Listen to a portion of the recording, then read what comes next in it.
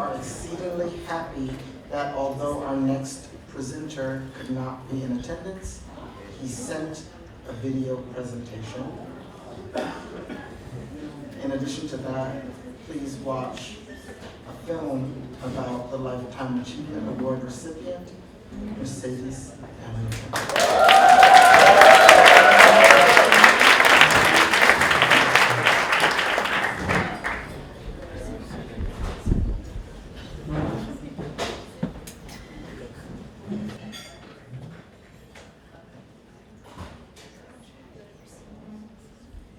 Good evening, my beautiful siblings.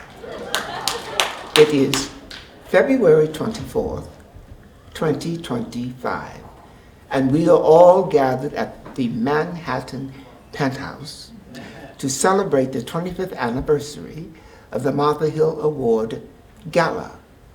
I'm going to do my due diligence by presenting the Life Achievement Award to my most favorite human being, Mercedes Ellington. I'm greeting you on video because, unfortunately, I'm out of the country. But I would not miss this opportunity. And now, I have someone I'd like you to meet. Go.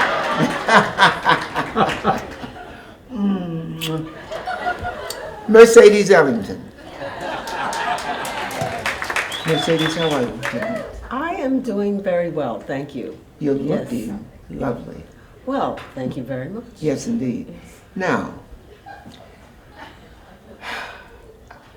I don't think there's anything that we can't share with our friends in the audience. I don't know where we should start. I would love to start at the beginning, but we don't have enough time for that. So let's do a few highlights. First of all, I want to say clearly and with a great deal of humility,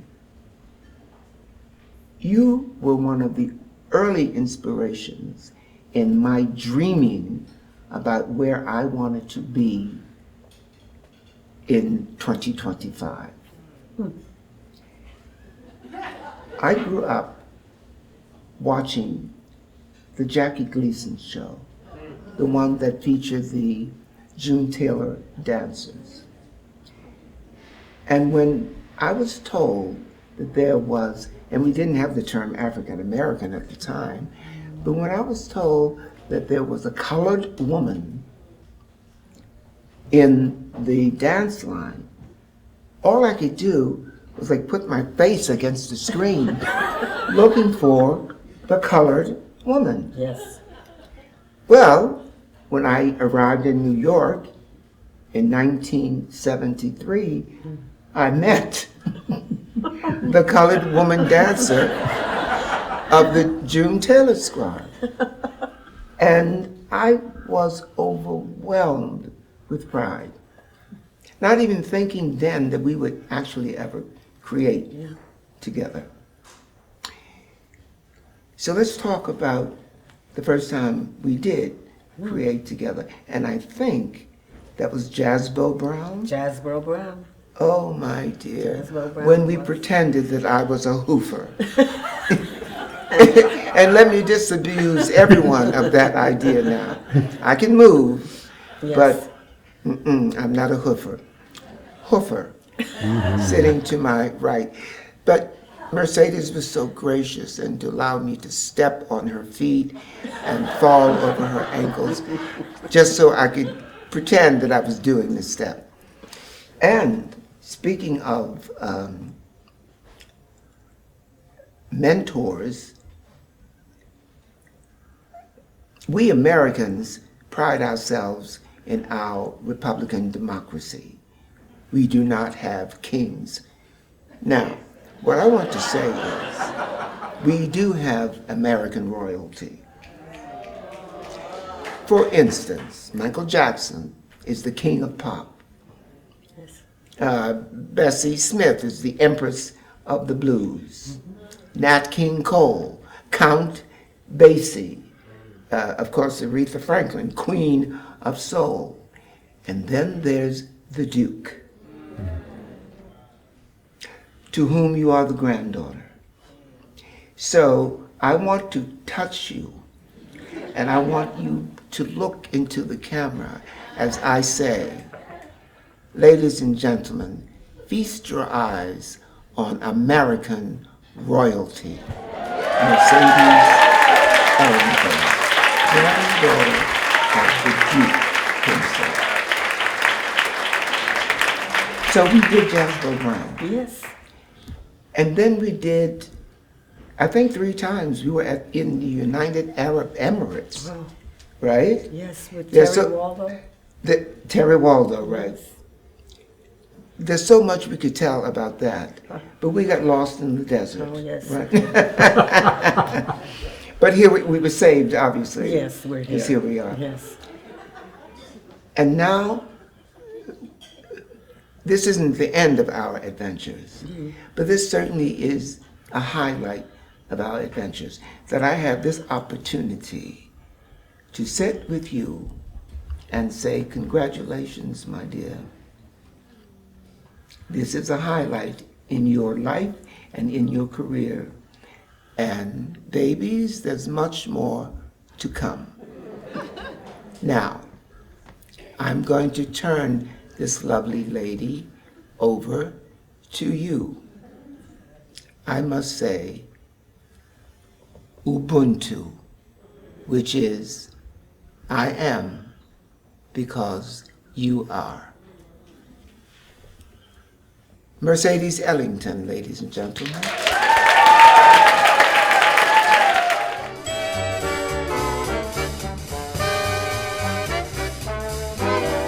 Welcome, Mercedes. We're just like thrilled to have you here. I know. And she's going to keep dancing because that's what this lady does, let me tell you.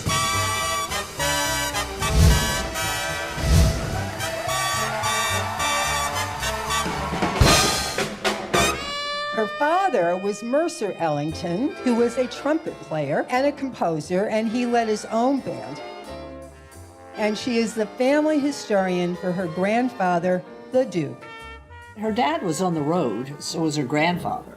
I mean, it wasn't easy, I don't think, growing up. You were raised by your grandmother in Harlem. And my grandmother was a very strong person, and she was politically active. Sounded like she kept a tight rein on you, sent you to Catholic schools, right? Yes. And then dance classes. When I was in grammar school, Madame Povich came, and she taught a ballet class. And I was interested in the dance at that time, but there were certain parameters, like when I wanted to take the Saturday class, I was not allowed to go downtown in the studio.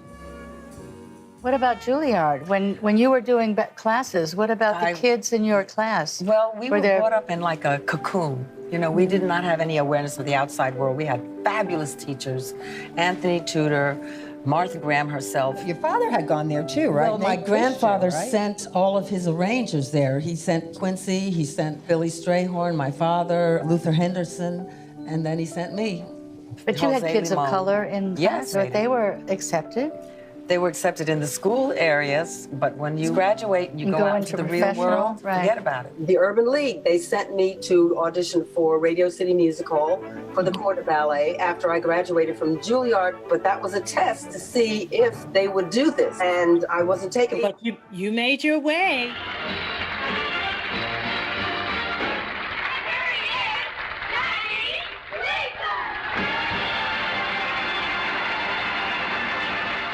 Big break came in 1963 when you became one of the June Taylor dancers who were featured on the Jackie Gleason show every week. He used to produce the show in Miami, Florida, and before the season would start, he would take the whole cast from New York, would go down by train, and local publicity people would have people out there to meet Jackie Gleason and the June Taylor dancers. And at one of these stops in the South, she came out and she was standing toward the back. So I'm standing there and somebody from the back of the crowd yells out, what's that colored girl doing up there? So there we went, and I'm saying, I'm in for sure. I'm getting in back in the train. Yes. And before I could get in, Gleason reached his arm out and drew me under his armpit, and he said, you stay right here. We would watch the Jackie Gleason show, and when the June Taylor dancers came on, we'd get closer to the screen, and we'd look as hard as we could, and you'd hear us go, oh, there she is. Oh, that's the one. No, that's the one over there. She didn't know she was being an activist. She didn't know that she was changing history for an entire generation. What she did know is that she was following her chosen profession.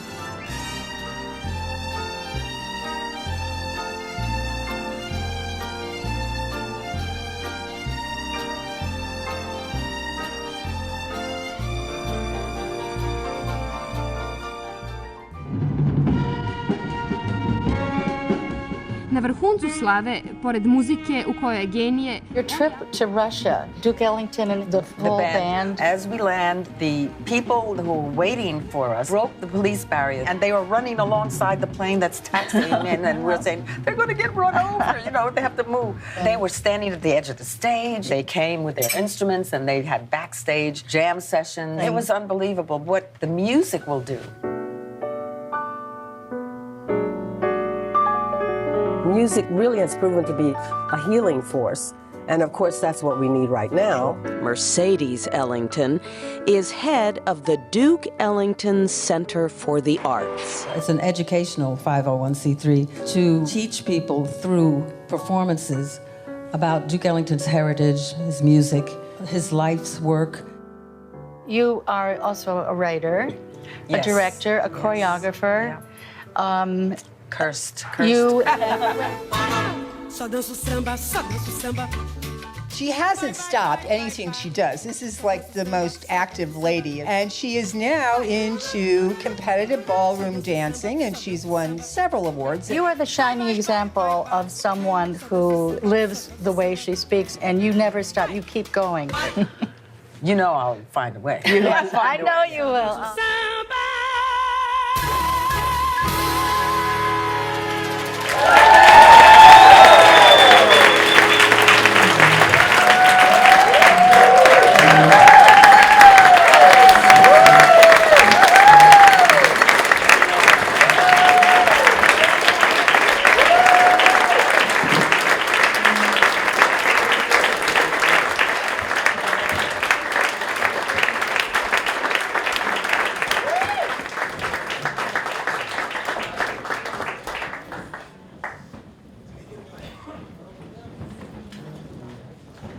Well, I don't know where to begin after that, except that I would like to dedicate this award to my youngest sister. I have 3 younger sisters on my mother's side, Debbie, Diane, and Denise Batts.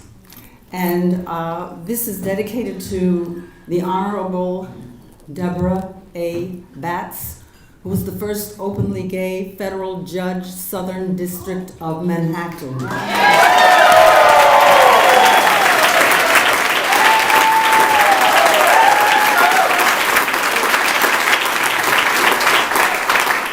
She passed away 5 years ago, and her next case would have been Stormy Daniels. Now, I've got some other names to shout out at you. Dudley Williams, Bill Luther, Pina Bausch, Sylvia Waters, Mabel Robinson, Janet Soares, Chieko Kikuchi, and Joyce Trissler. It was quite a congregation at Juilliard. I had 17 teachers in all aspects of performance, in ballet, in modern, and in voice and music.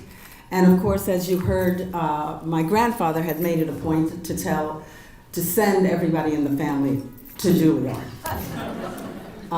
It was scary for me because I thought that a dancer has a short life and you should get out and perform as soon and as much as possible.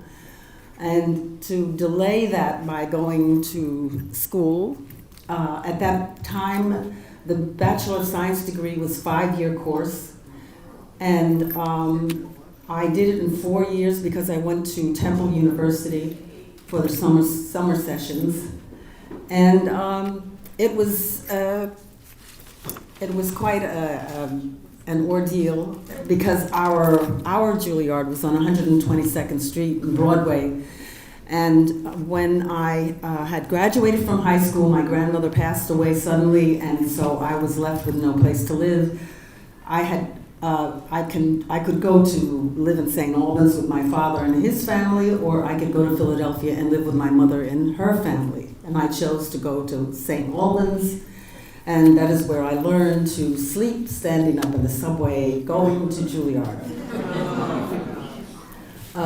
It was 2 years of that type of behavior before it occurred to me that there was a building called the International House that was right around the corner from Juilliard, and I decided that maybe I could live there. You were supposed to be an international student to live there, but somehow I twisted it around so that Philadelphia became international. So I stayed there. My next door neighbor and cohort was Pina Bausch, and we bussed tables together in the cafeteria, and she taught me about her favorite dessert, which was strawberry ice cream with sugar on top and lemon squeezed on top of that. She also gave me all of her frilly clothes, and that her parents would send her because she was not a frilly person. And we became good friends. She was teaching me German and Oberschenkel, Unterschenkel, Finger, I mean things like, very important things like that.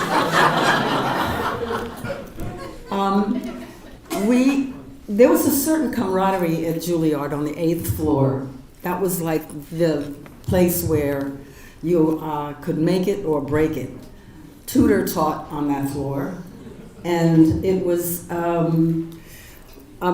several other teachers did, but it was kind of a sacred room. You know, you didn't go in there even if there was time when nobody was in there. Sometimes people would find a place to practice, to try to find a space, but you didn't go on the 8th floor in that big room.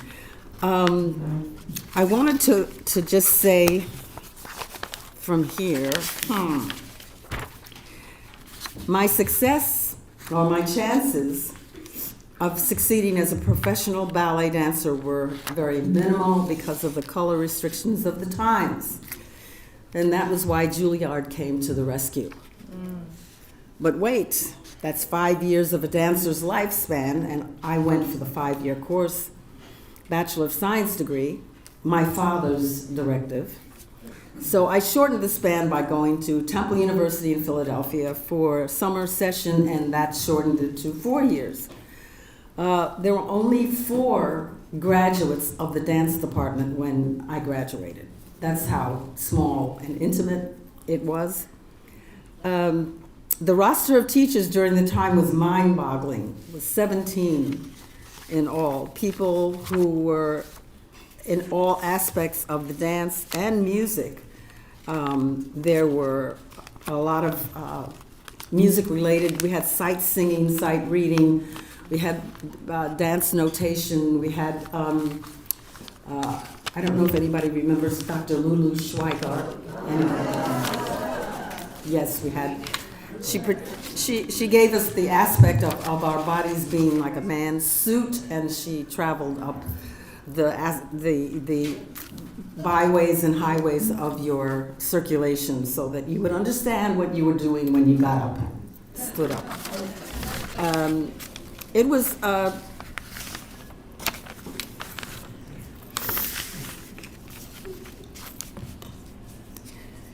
there were nerve-wracking examinations every year to get to the next year.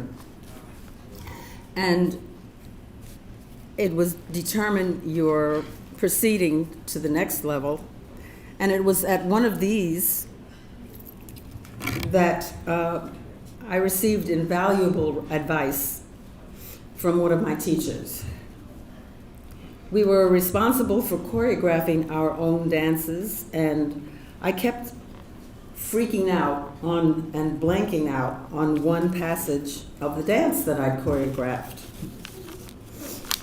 So Martha Graham got up from the table of teachers, took me by the hand into a corner of the room, and sternly advised me, "Look, you made this up. We don't know what this is.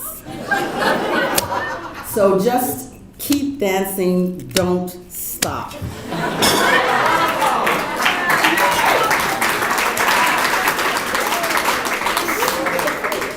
And so I haven't. I dance, as a matter of fact, across the street. There's a place, a Big Apple Ballroom, where I do ballroom. And I've done some competitions, some showcases, and just performances with a band called Band of Bones. I don't know if you've ever heard of them. They're a band that is completely trombones. They do not allow trumpets or saxophones. And there's all kinds of repertoire that they do. I also speak with them, but I just can't keep still when I hear Latin. So, because in the time when I was living on, as a young person on Convent Avenue, the people who really knew anything about dancing at all, they went to a place called the Palladium.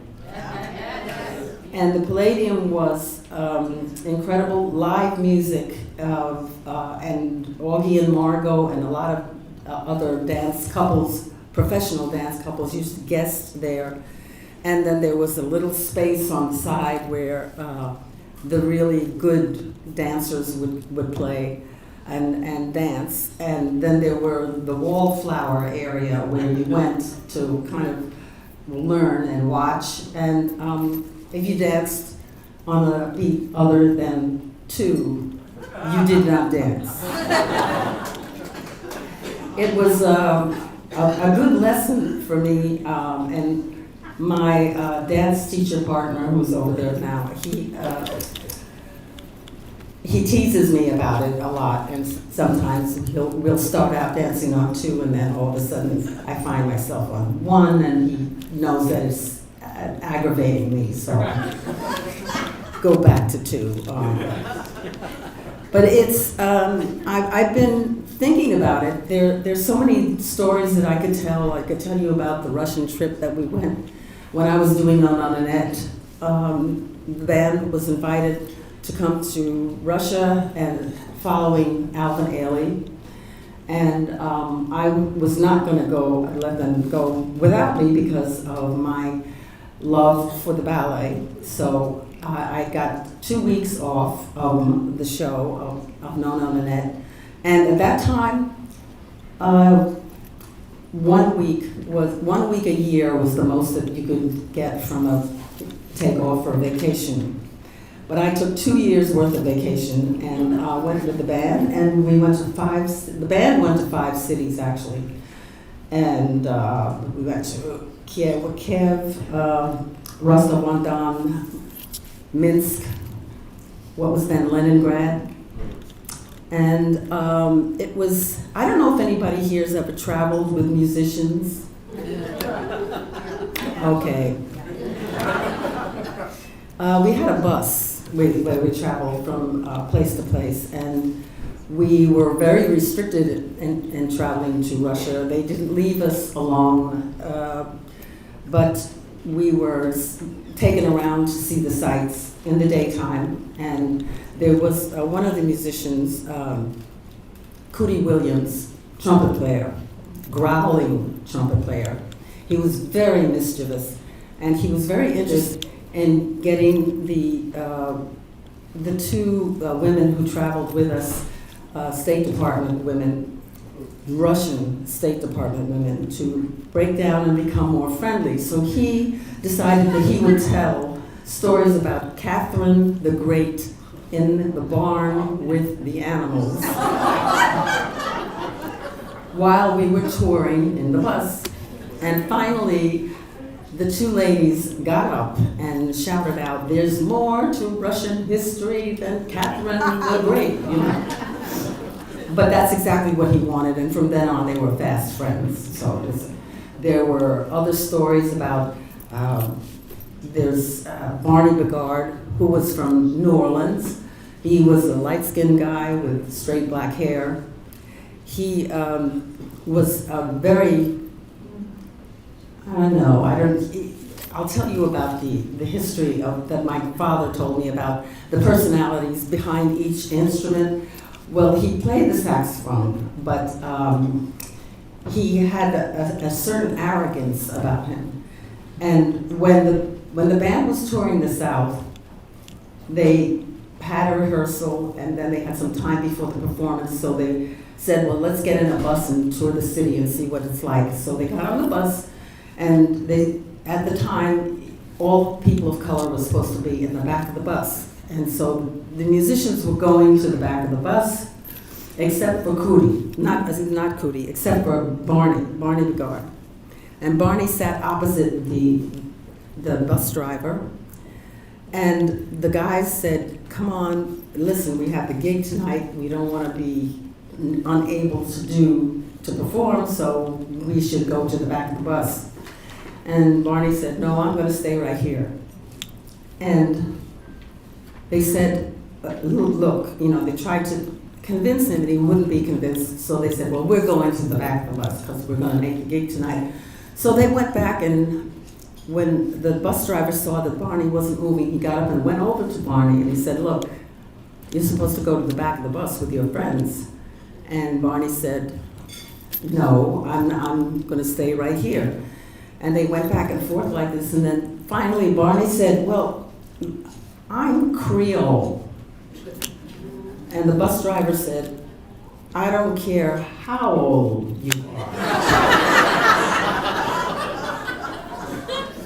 So they had a lot of experiences, good and bad, but mainly the music was the thing that overrode everything. That was their lives. They had fabulous musicians, and they all were, I don't know.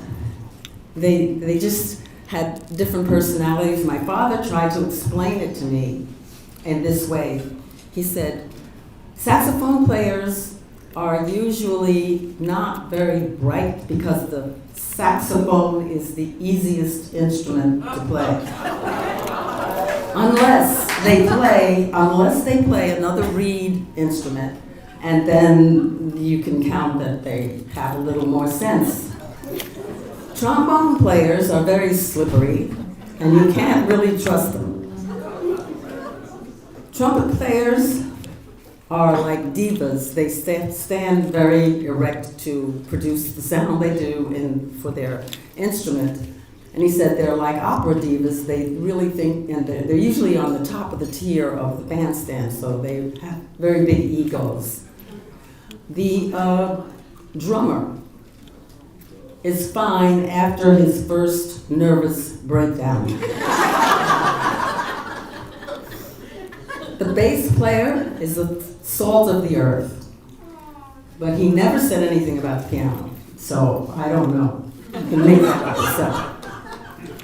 But that's all. There's so many stories that I have about the band, but and I tell people we do concerts. I create concerts, and I like to tell stories. And I wanted to acknowledge my 501c3, the Duke Ellington Center for the Arts. They're here, and could you please stand up and